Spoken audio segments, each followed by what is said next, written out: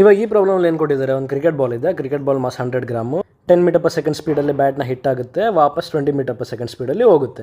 ಇವಾಗ ಏನು ಕೇಳಿದ್ದಾರೆ, ಇಂಪಲ್ಸ್ ಕೇಳಿದ್ದಾರೆ. ಇಂಪಲ್ಸ್ ಅಂದರೆ ಏನು, nothing but change in momentum. Change in momentum equals final momentum minus initial momentum.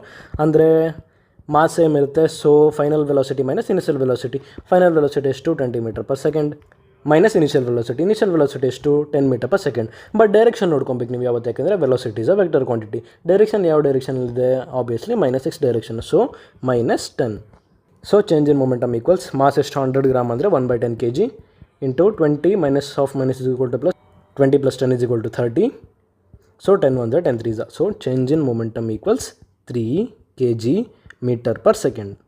ಇವಾಗ ಇದೇ ಪ್ರಾಬ್ಲಮಲ್ಲಿ ಕಾಂಟ್ಯಾಕ್ಟ್ ಟೈಮ್ ಕೊಟ್ಟು, for example 0.1 second contact time ಕೊಟ್ಟು, what is the force on the bat by the ball ಅಂತ ಕೇಳ್ತಾರೆ. ಇವಾಗ ನಮಗೆ ಗೊತ್ತು force is nothing but rate of change of momentum ತಾನೆ. ಇವಾಗ ಚೇಂಜ್ ಇನ್ ಮೊಮೆಂಟಮ್ ಎಷ್ಟು 3 kg metre per second. Time ಎಷ್ಟು, ಟೈಮ್ 0.1 ಸೆಕೆಂಡ್, ಸೊ 30. ಫೋರ್ಸ್ ಎಷ್ಟು 30 ನ್ಯೂಟನ್.